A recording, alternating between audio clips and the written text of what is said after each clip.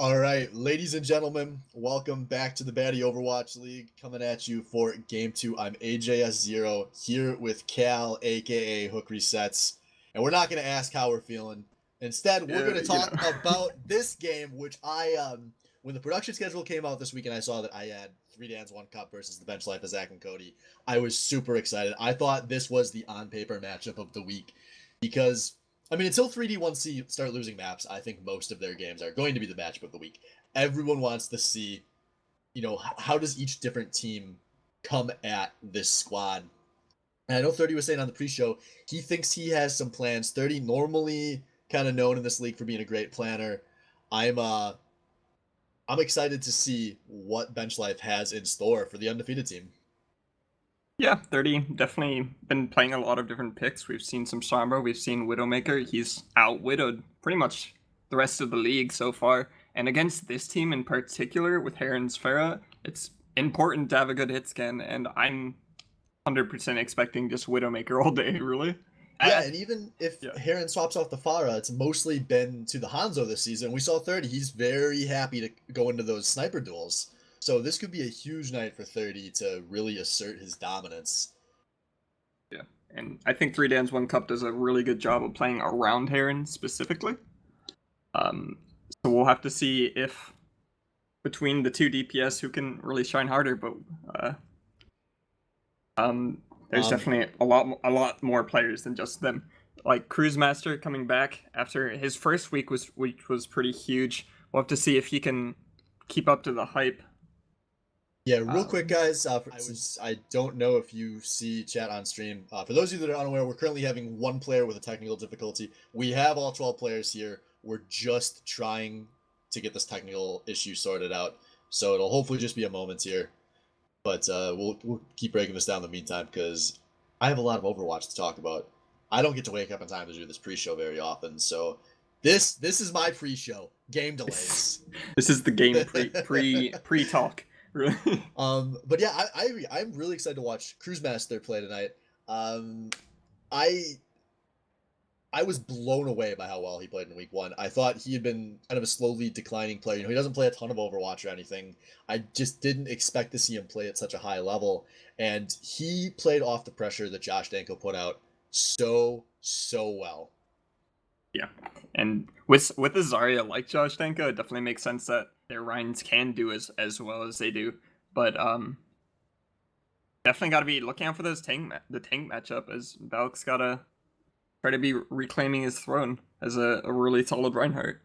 But what the last matchup I do want to look at is the supports, because on these teams specifically, the supports might be still second most important, but Dano and Checkers particularly have been insane. Zed's been doing fine on the Mercy, but he's not Checkers killing the enemy team by himself.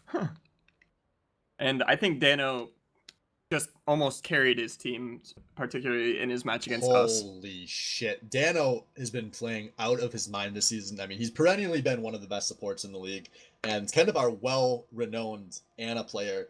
And just these massive grenades he's gotten. He is single-handedly winning so many fights for his team. And it's been really awesome to see Dano get to settle into that support role. Because last season, you guys might remember, Dano with the... we got to name this award, the award for playing the most heroes in the season. But he played like 22 heroes over the course of the season. He played all 3 roles pretty close to equally for the last place Team Jeff from the Overwatch team. And we just call it the Dano Award. I guess that could be the Dano Award because he kind of started it. But now he gets to settle in, exclusively focus on practicing his support, figure out exactly all the nuance to playing the role within his team instead of trying to do a little bit of everything. And he's just excelling so much more than we were ever able to see out of him last season. It's been awesome. I love watching good support play. And Dano, the Ana particularly coming back into the meta, it's really super important, particularly when you can get those anti-nades. It completely shuts down Zenyatta in a way, and it allows like Zarya grabs to be huge. It looks like we will be getting a sub for Heron, as Cuban Pete will be stepping up in the DPS role, unless they are looking for other Yeah, it's this technical issue looks like they weren't able to quite get it sorted out on Heron's end before game 1 here, so they're gonna play Cube and Pete for this first map. We might see Heron step in for maps 2 and 3, so that'll be something to keep our eye on. But for map 1 here, this is gonna be a chance for everyone else on 3 Dans 1 Cup to step up, because like we've been saying, every map it feels like everyone's always playing around. What is Heron doing? What are we doing to slow down Heron? Now we're gonna find out how good is this team when Heron doesn't play. Yeah, for sure. We know that all these other players are really solid, but is the coordination gonna be perfectly there without him? I don't know exactly what Cube and Pete plays DPS. I'm guessing He played a lot of Junkrat last season, so I'm wondering if they're gonna just try to opt back into that. That would let them run Junkrat with Dirty Dan on that McCree as kind of their core duo. Okay. But I don't know for sure. It's been a long season. Cube and Pete does play a lot of Overwatch, so it's safe to guess he has a bit of a pool. To me, the player to watch here, it's obvious, but it's Josh Danko. He's created so much pressure. I don't think he's gotten enough credit for his team's success, even though he's like, no one's saying bad about Josh, but the way Josh plays, he sometimes creates so much pressure in ways that are hard to gauge from the third person perspective. But that if you're Josh, or if you're Josh's teammates, you notice the pressure he's creating. So I think he's going to be a big guy that we can hopefully get a good chance to watch in this game, because if he's kind of creating even more pressure than he already has been, this team will still be fine with a substitution. Yeah, and we'll have to see how much pressure he can put out depending on if he wants to Diva or Zarya. Honestly, against this team, he might just be better Diva, but it might be a detriment to his team. It's gonna be really tough for him, because I think whichever one he plays, he's gonna wish he was playing the other. But I am predicting that he's gonna start with the Diva here on offense. Yeah, it would make sense. I think Ryan Diva for this team. If you're expecting 30 on the Widowmaker, which we seem to be, you just have to have something that can contest it, and that would be an exciting duel. If it was Josh Danko going against 30 in that Widow versus Diva matchup for an extended period of time, that's as badly gets. For sure. Honestly, for this first point, especially without Heron, 30 is probably more freed up to not have to play the Widow. We didn't talk about that, but I would have almost expected a Sombra pick, but right now he is covering the Soldier, unless he's wanting to move. He is still in spawn. Talk about the rest of his team. He's got the Ryan. They're running triple tank, which they've run a little bit before, with TK Thrifty on that Diva. 30 gonna be solo DPS. Yeah, I think they really like this triple tank comp because it lets Chromatic play pseudo DPS as Zarya, which Zarya is very suited to doing. Chromatic, typically a DPS player, but he also plays a lot of Zarya. At least historically, he's been almost exclusively on that Zarya this season, but he's done a really good job of switching between that off tank role and that like offer tank so far off that you're essentially a DPS role. And he's been a really good complement to what the rest of his team runs. Yep, 30 will stick on that Soldier. We'll have to see how he does. All right, and on the other side, we've got 3 Dans, 1 Cup coming out. Goats. Feeling close to Goats, but not quite. They have Daniel on the Ana, which is very non-standard. So we'll see what they do here, as they're just kind of Lucying their way in, as we have Bench Life as Cody trying to poke from behind this Valk shield, but they are going to have to drop down eventually. It's going to be very hard for them to poke into the Soldier. Maybe not the most suited DPS, but Valk with a nice charge. She's going to eliminate Zed. That's 2 shielders down, but Josh Danko has lost the mech. That could be the big one. Checkers, though, gets an easy res on the Valkyrior, and this is looking like it's going to be good for the defense, but they do lose Thrifty's mech, but they're getting the picks. Dano and Cupid Pete both go down, and now I think it's just going to be the slim pickings here. Easy to execute for Bench Life. Will they stagger? They will.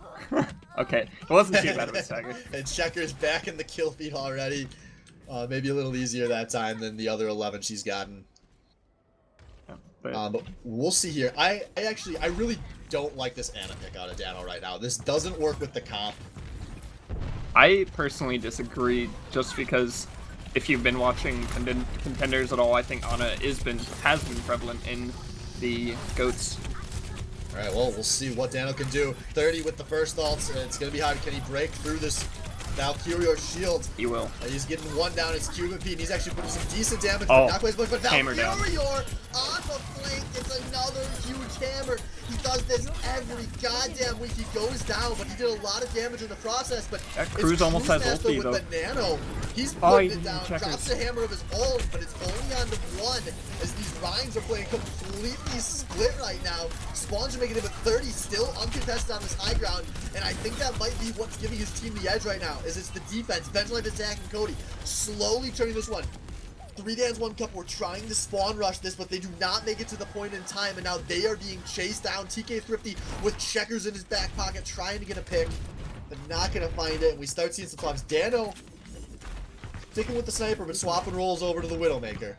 And we just talked about how he hasn't been changing roles at all, but I guess with Heron gone, makes a little bit more sense that someone needs to fill his shoes, and we'll have to see if this Widow can do it. I haven't seen Dano on DPS in so long. But if you look at the defensive side, they have 4 ultis right now with 30s coming up soon. So gotta be a little bit worried. Big advantage, but there are at least 3 fairly close. But ooh, Checkers wins the duel again. And now Zed's gonna pop the rally anyways, even though his team is down 1. I think they're gonna try for the res. Cuban Pete, he's going high, he gets it. But this is a big advantage for Benchlife as that Cody. His 30's popping the tactical visor. It's all going into that Brigida shield, but it's not finding the kills, but it is finding the pressure here as the tanks of Benchlife are playing very far forward. Now we got a D.Va all going high. It's gonna find Checkers in the sky, but Josh died in the process, but there is no healing available for Benchlife. This dub drum went down to Dano on the sniper, and now Dano uncontested up high. We see Dirty Dano. He's grabbed, traded, but no one has anything to shoot into them. They're just gonna stop and stare at each other, but TK50's gonna lose his neck in the process, and now another D.Va bomb goes on. And actually, it finds Dano, but I assume Thrifty's planning to swap, because otherwise that was a pretty bad ult. But 3 Dans 1 Cup have finally broken this defensive line. It's just 3 here, and they're very split, actually. They need to get on a contested point. Checkers is going to pop Valkyrie. They want to contest this point, apparently, as 30 has made it in. And actually, yeah, Benchlife second Cody is reestablished onto this point. And this might be going very well. This is actually a very small fight, but Val gets the hammer, but he misses the charge. Onto the downs, man. That could be big.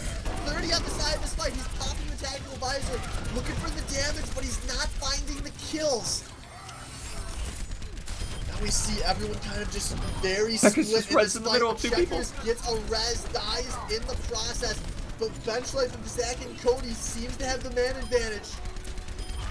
Widowmaker misses a jump on the outside, and so Dano not able to get any final shots in there, and that's it. The defense holds on an insane long fight. We're gonna have to check the footage afterwards, see how many times Dano died to the Mercy. I don't think he killed Mercy. Unfortunately for him, the other support got the better of him.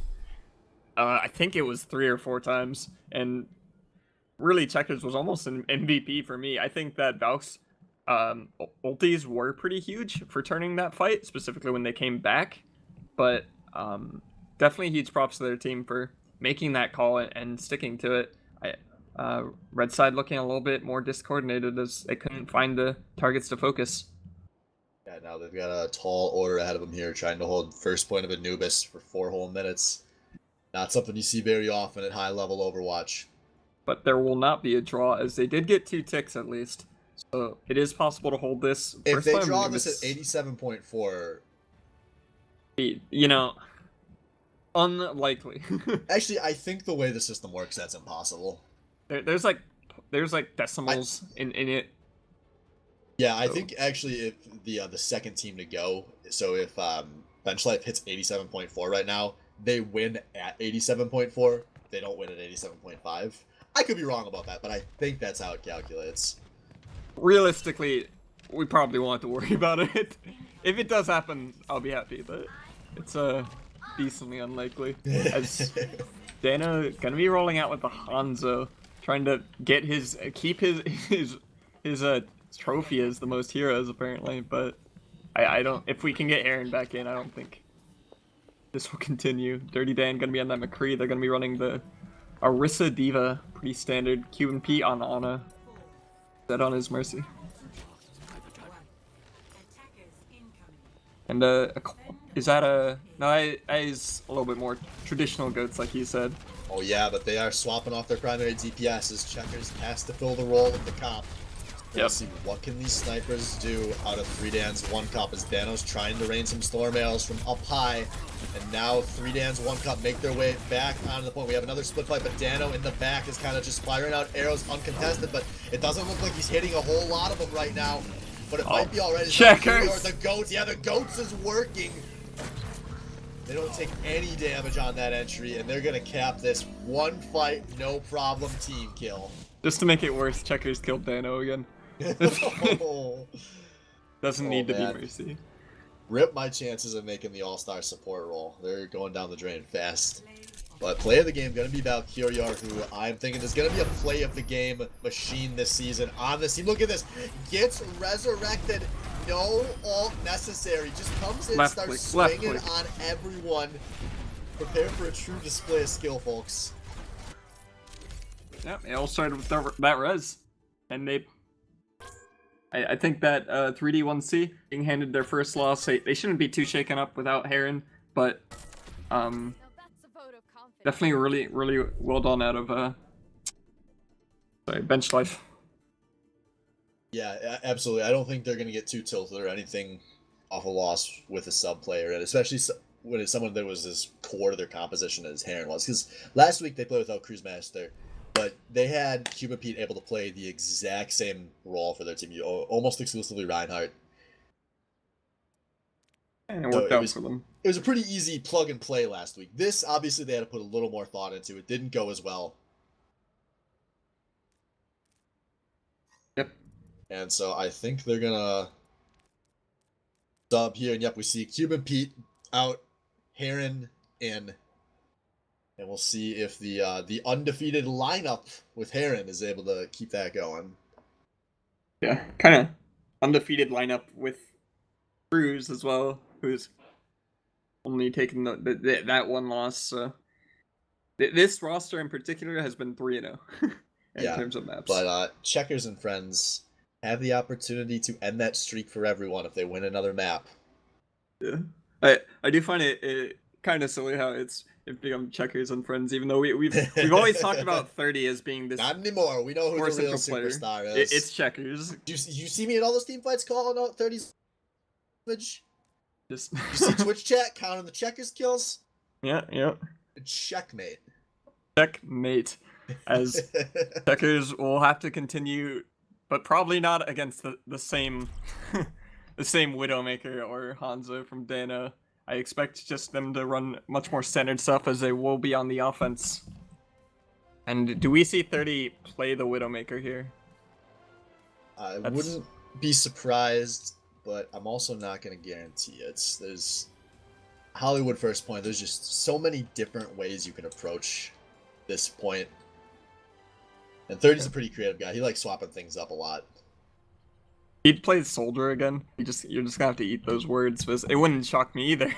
Because Soldier here is pretty solid. Yeah, a lot of different high grounds that 30 can go uncontested on and just rain damage down. I guess it really just comes down to how tanky he thinks that 3Dan's 1-Cup is gonna run. Do you expect this fair out of TK Thrifty to be something they wanted just to try to match Heron's pressure? Yeah, I think that you probably want to opt into the fire duel a lot, but it also was going to be a good pick into almost everything else that 3D1C has been running, not just tonight, but all season. Yeah. And I'll see how well he prepares. Yeah, and 30 is opting for some anti-air. Going with the McCree this time. Maybe wanted to support his flanks a little more. Well, one thing I do want to say about this Pharah pick is it kind of sets up Checkers a little bit more to get up in the air and be more safe, I guess. And as silly as we were talking about with Checkers being this assassin Mercy, it does let her be more safe. Checkers is living out the dream every Mercy player has ever had right now, and I'm super happy for her. Yeah. But we'll see if that dream can stay alive for another round as 3Dan's 1-Cup coming out of spawn here. We got the standard DPS picks coming. We got Hanzo, McCree. A lot of very just standard stuff here is they're kind of winning the shield war, but both the shields are pretty low. TK50 looking for the poke, but 3 Dans 1 Cup making their way towards the points.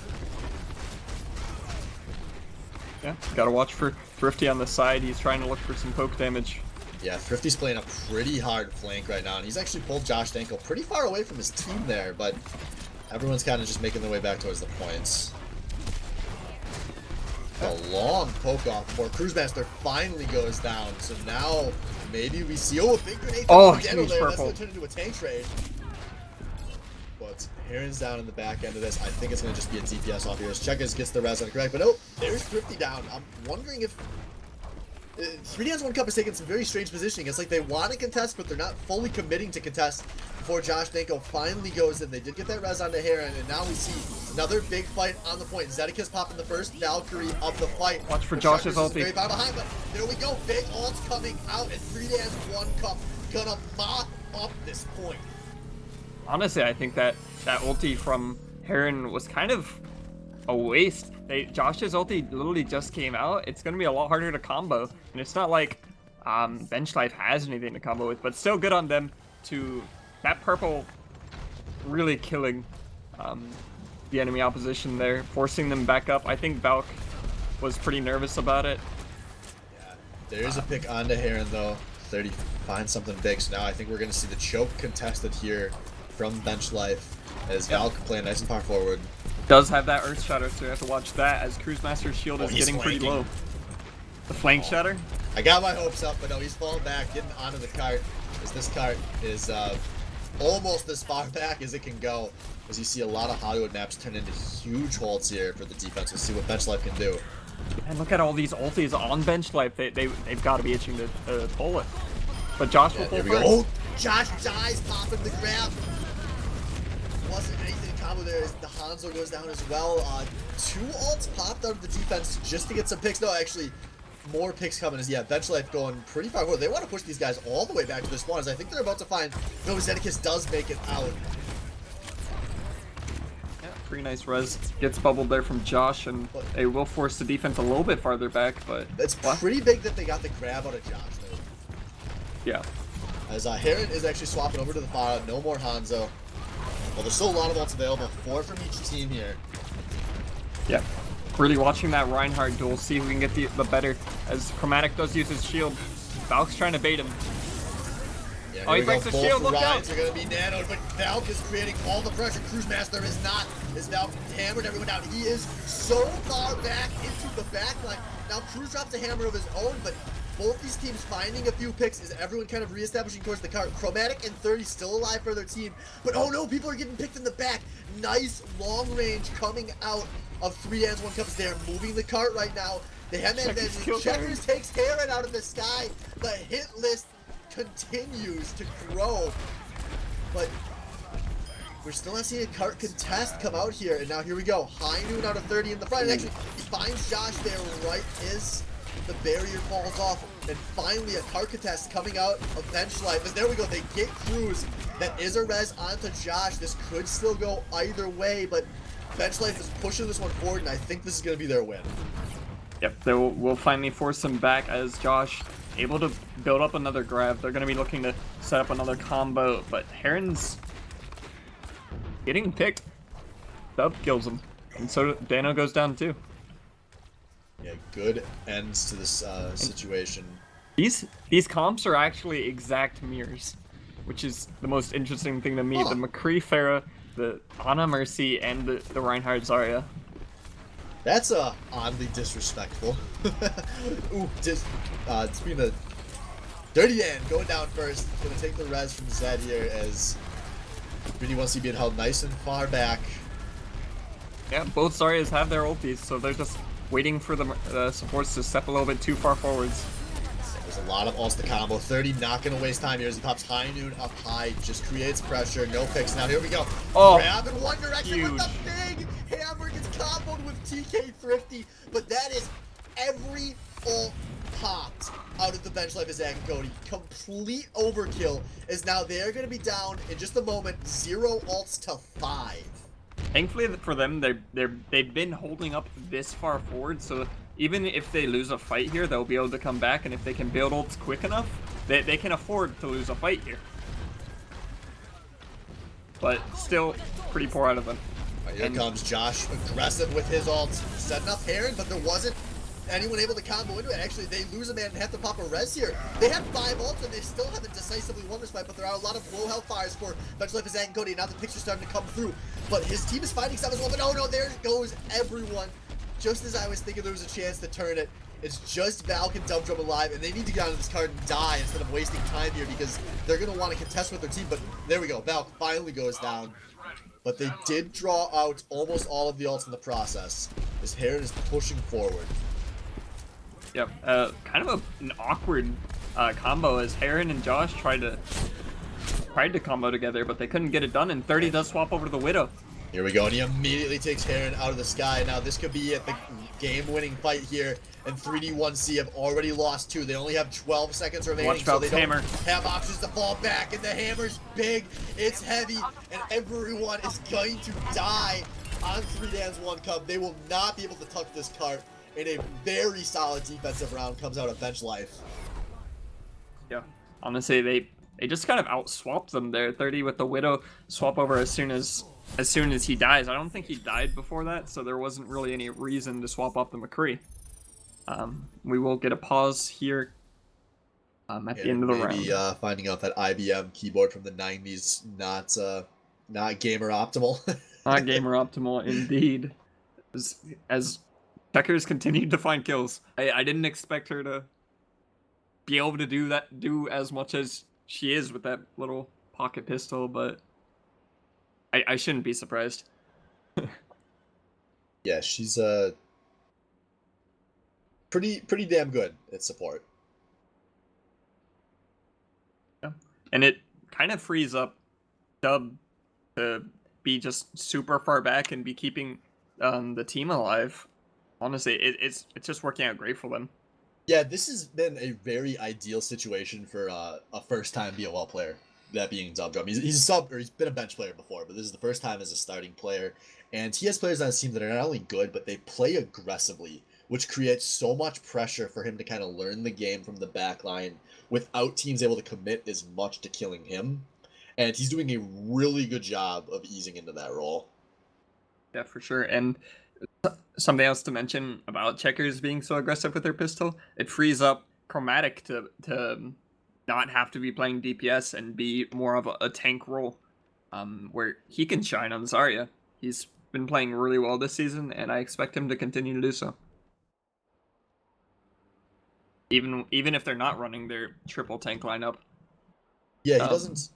Not necessarily known for the really crazy graviton surges, and from the spectator angle, it's sometimes really hard to watch the Zaryas excel if they're not getting just the fat grabs every fight. But in terms of actually winning games of Overwatch, it's what you do between the grabs that really counts, and there is a huge amount of skill you can have as a Zarya player. It's the same thing with Josh Danko. Both these guys have been doing a great job between the ults of creating pressure, playing at high charge, keeping their teammates alive, and extending team fights.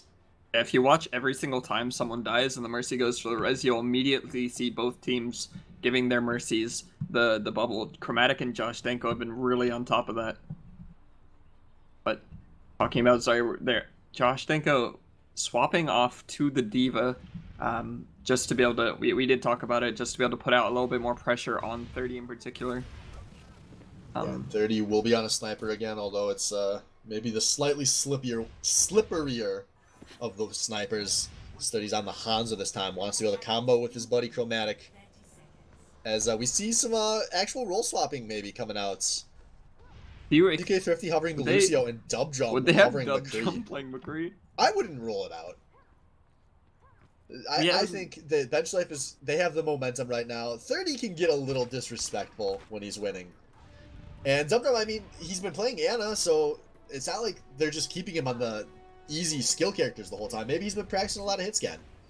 Yeah, and Thrifty not known for his hit scan, so it kind of makes sense they're trying to double shut down Heron. So and he will roll out. Are they gonna go for the 30 cheese play that everyone knows and loves here? I don't think so, because 3D1C is holding pretty far forward as Heron's just poking into things right now. It's actually Benchlife is kind of split here. Yeah, both their supports are just stuck on the right side. I'm surprised there was a lot of patience out of Josh not to just go in there right onto that Lucio's face. I probably would have done it as not great. Now Valk gets very far ahead of his team here, so he's not shielding anyone from this entry, but Bench Life is slowly pincering here. As we've got Valk and Thrifty up on the stairs. Chromatic maybe going to join them. This is a very strange and patient engage out of Bench Life. Yeah, we'll have to watch as that Valk's charge almost gets the pin on Josh, but he's getting low. Yeah, low, but he's going to survive, I think, because he's pumping a lot of support charge into his healers. Now we finally see some ults coming through for both sides. This has been such a slow first fight, over a minute, and no kills yet. With a nice flashbang, and Heron tries to go for a point-blank barrage and gets... Oh man, what a huge mistake. Goes for the point-blank barrage, and now his team's pharmacy is down. Dano's popping Transcendence on the point. He's trying to stall here. As Cruisemaster actually gets a chance to ult. Dirty Dan's coming through, and actually, Cruisemaster's huge with that hammer.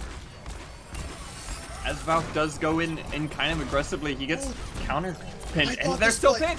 I thought this fight was over, but it's not. Valk saving his first point for his team potentially. Him and Checkers are trying to push here. They're going to pull a Valkyrie out of Zeticus. His Dirty Dan down as well. And now Dump Drop with the high noon takes Mercy out of the air. Thrifty pops the sound barrier. And what a bonkers first fight. But it's looking like Bench Life is Zach and Cody going to capture this point. That was super back and forth. I don't think the defense can come up, so they will just back off, try to set up a defense. They did almost come back there after getting 2 picks. That's something you don't see very often out of teams. It is like understanding their limits with ultis. Yeah, and it looked like the defense could have came back with that.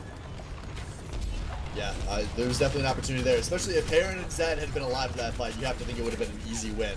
So we'll see what they're able to do here in this next fight. Reset themselves mentally as Cruisemaster losing the hell of his shield, but Josh tossing a nice Diva ult. Finds Dump Drop in the back line as there's no Graviton on the offense. Now Checkers down as well. This is looking good for 3 Dans 1 Cup. Yeah, Cruz goes for a desperation charge, and he does. Or wait, no, that's the defense. I'm trolling. Overwatch. Tough game to watch sometimes, but yeah, it's a win for 3D1C. As both these teams get a chance to reset. There's gonna be a lot of ults available as we head into this next fight, though. This feels like maybe going to be the biggest fight for a while, with so much on the table. True. As the hammers are coming up for both teams, and I think Cruz, they both have their shields pretty full. Yeah, see who can clap it first. Poke off begins, but now Heron gonna try to force the issue, and he's gonna succeed. Big ult finds 2 as now the DPS but both DPS players are dead. find a few picks. 30 wants to turn this fight around as he's already found 3 kills of his own. Checkers gets a res on the Valk, and I think the Bench Life is going to continue playing forward. Now Valk drops the hammer, gets some damage into the backlines. Chromatic is pushing forward. Valk pushing forward. They find the kills, and that's a nice team fight win. Really scary and really close, but clutch DPS ultis from both Heron and 30. Heron kind of was trying to fall to avoid 30's shots, but couldn't fall quick enough. 30 does get picked, and there's no way Checkers can reach her. Yeah, that's a big pick. We're 1 fight away from Bench Life and Zach and Cody taking this win, so they get Dump Drop is over. Zetic is actually, that's a costly pick in 3 Dans. Well, I thought they might keep fighting, but there we go. Dirty Dan finishes things up upstairs. Honestly, where was the Reinhardt and Lucio there where they got picked? It looked like they got super far into their spawn almost. Just pretty awkward. They're gonna have to, they do have 2 minutes, and they have gotten it mostly into the streets phase. They're gonna look for a huge, oh my gosh, 30's swap onto the Widow.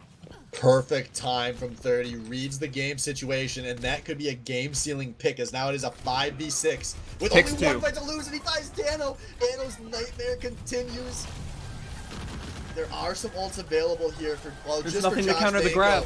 Oh, this is going to be tough, and here we go. Chromatic pops the grab. There's some damage into it. Josh Dingo wants to save the game with this Diva Bomb, but he doesn't find anybody. It's Chromatic finding the kills. Dano with the Transcendence makes no split, trying to stall this fight out, but his team, they get split. The Transcendence was not on the Resurrect. A big mistake from 3 Dans 1 Cup.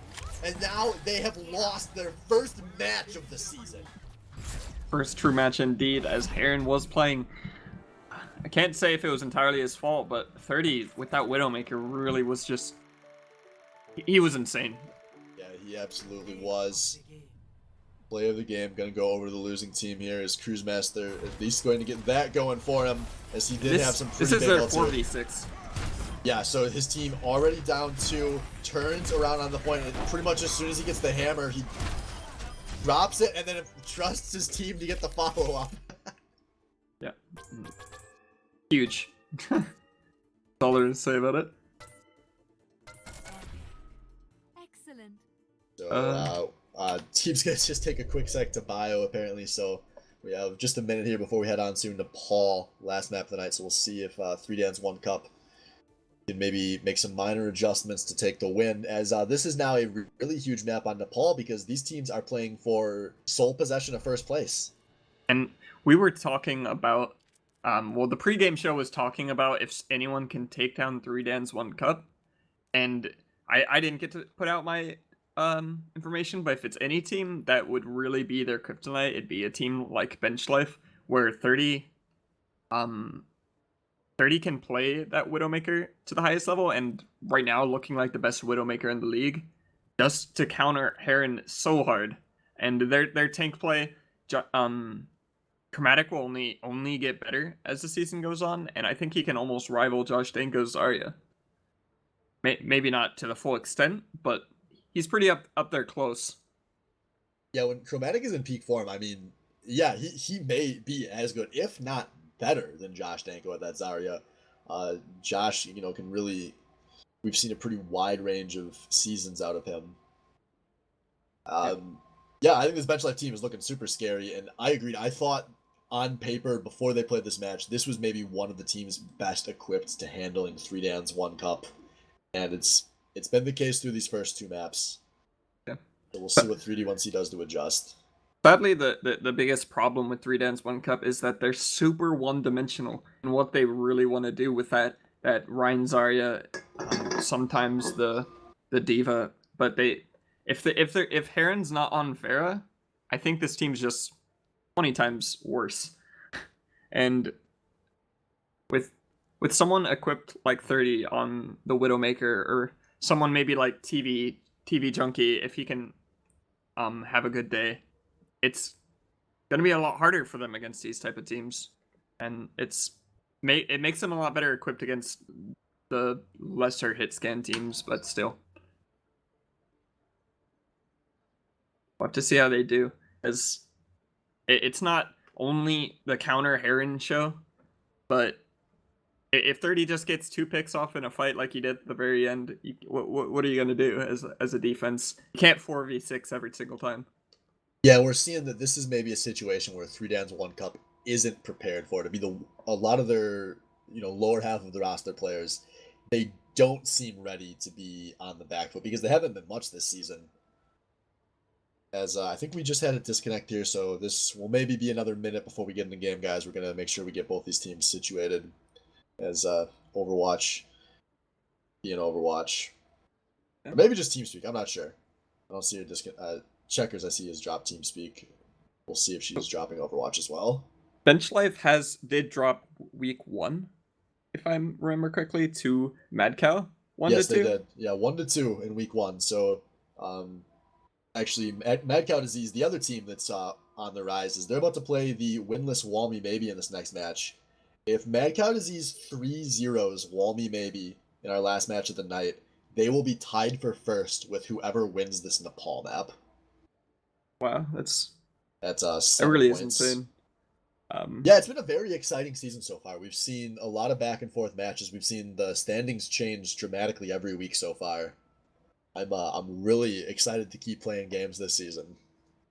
And a match like that first week, 1 to 2 for Mad Cow Disease was probably pretty important for them, because I don't see them being able to replicate a performance like that against a team if Bench Life keeps performing as well as they have in this game.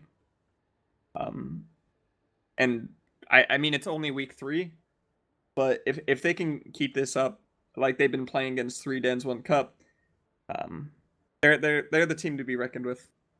Yeah, as anyone that's ever watched professional sports analysis knows, the point of sports analysis is to completely overreact with hot takes in the moment at every opportunity. Exactly. And I will say right now, I guarantee that not only will the bench life of Zach and Cody be your BOL Season 5 champions, they aren't even going to drop 2 more maps all season.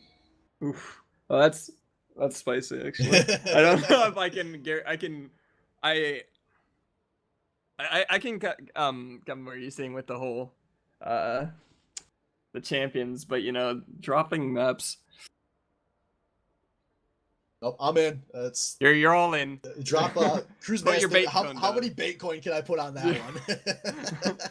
How many can you just all in all of his bait coin right now in like all the future weeks that he'll be getting just towards them not dropping any maps or 2 maps, he said? Now that I made that statement on stream, I guess I actually have to bet all my bait coin on bench life every week.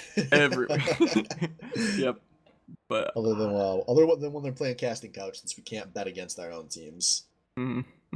As all right, I think we got the ready out checkers. Is maybe she also lives in is this country just getting fucked on both sides by hurricanes right now?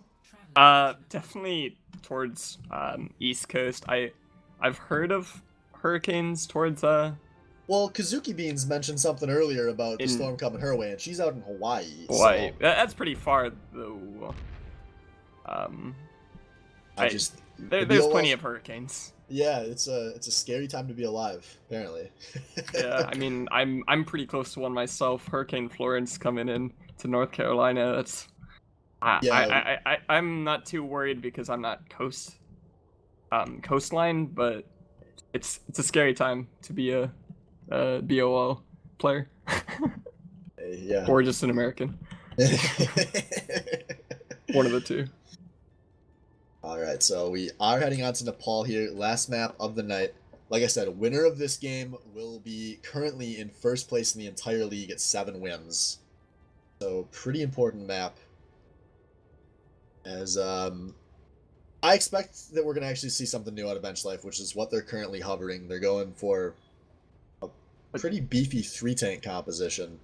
With Dub on the Brigitte. I don't know how much I like this Brigitte. I don't think it's... I think one of these healers great. needs to change. I don't think Bridge Mercy quite complements this comp. I think either Moira Bridge or... I really like a Moira here, but I'm a pretty big Moira fanboy, so... The only reason I don't like Bridge is because Dirty Dan will always be on that McCree and Aaron's going to be on the Ferret. It's pretty hard to reach them. Yeah, they must be opting to try to take out Cruise Master's shield. So we'll see what happens here as it's Bench Life of Zach and Cody creating some pressure early. Interesting. Putting on a lot of damage too. The Rhine goes in and Valk goes down.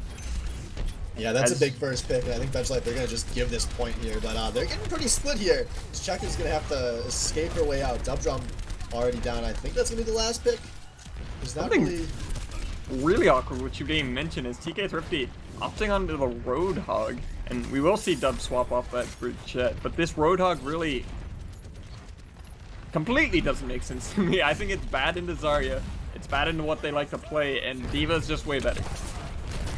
Yeah, maybe they were thinking there were going to be some different picks coming through, but that was not the case, but it doesn't matter when you have the head cooker himself. And there you go, you doubted it. He's going to come in and find Zedicus, the Zed special, getting caught to start the team fight, and 30 and Thrifty just mop up the entirety of 3Dan's 1 cup.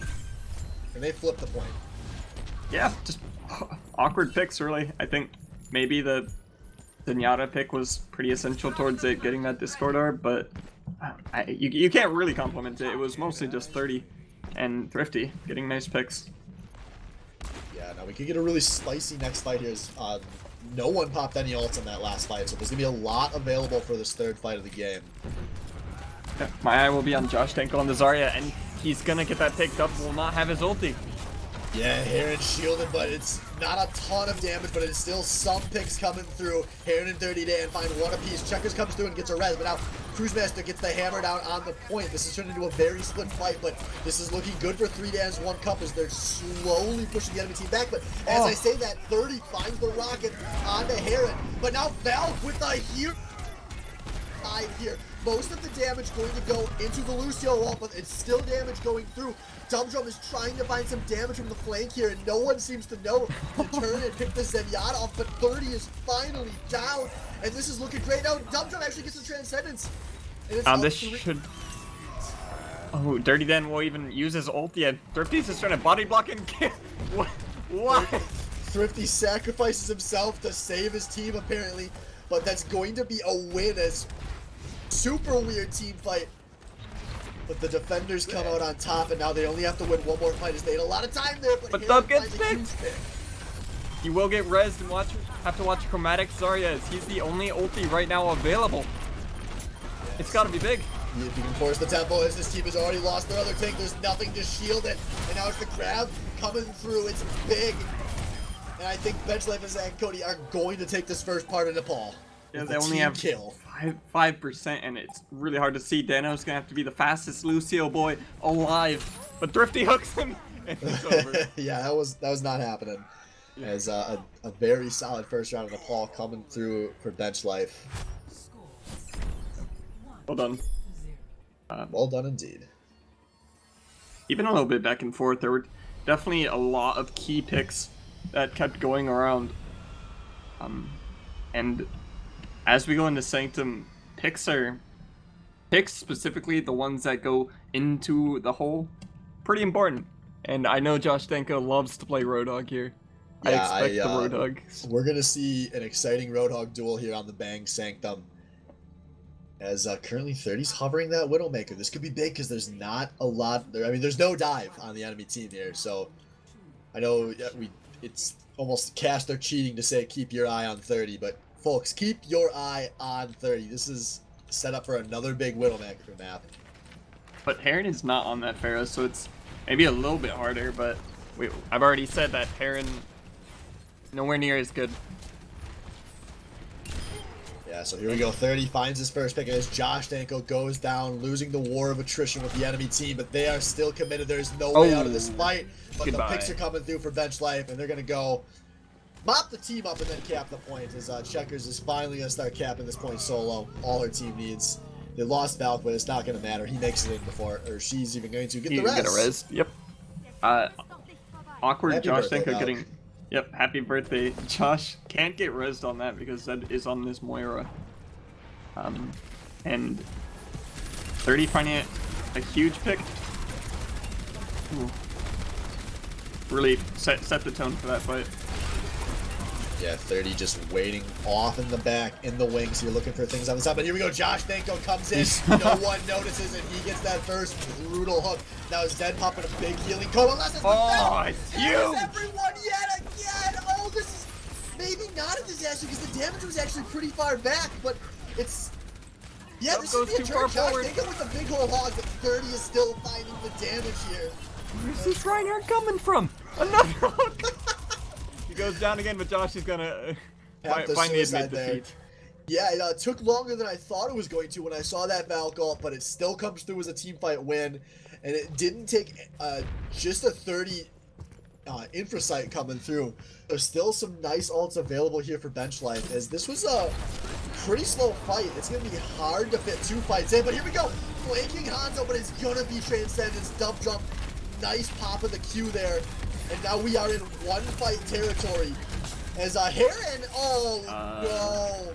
They at least have the time to reset for this one fight if they want to, but 30 and company do think to pull the trigger as we do have a Roadhog duel off to the side. Josh Danko once again gets the better. 30 has the snipes come through. Oh man. How do you... Everything's everywhere. They're all over the place. And Checkers finds another kill. Yeah, communication is so solid here at Benchlife and Zach and Cody. They are abusing the enemy team as Josh Danko. He should be able to touch this 5%. Point. Can they touch? I thought he could, but I think he failed to jump over there on the side of the wrecking ball. He definitely failed to jump on the wrecking ball on the side. I don't know for sure if he could have touched, but ends up being such a cleanly communicated map out of Benchlife and Zach and Cody. And not only do they give the first loss, they give a 3-0 loss. And Valk, yet again, coming through with the play of the game. These hammers were just big all night, and look at that. He is waiting. No, he's not waiting for the hammer to drop. He's waiting for the grab to drop, as he's going to turn and dump a full DPS rotation into there. That looked like a full 6 double kill. Really well done out of him. I think his charges were pretty key this game, as after 30 got picks, he immediately was going right in there, and without a couple of their players, they couldn't capitalize on how aggressive he was playing. Yeah, so congrats to 3Dans. So no. Congrats to the bench life and Cody. That was not me being me. I mean, all right, congrats to 3Dans One Cup. You finally lost the match. I mean, you gotta lose maps eventually, and this will hopefully give them a chance to figure out some of the flaws in their game and see if they can start growing as a team. But congrats to the bench life of Zach and Cody. They were phenomenal tonight, and I think they have the whole league on notice now. So that's going to do it here for Game 2, guys. We'll be back in a moment. We're going to cut the stream in a sec here. We're going to swap streamers, and we'll be back for Walmy Maybe versus Mad Cow Disease. So stay tuned.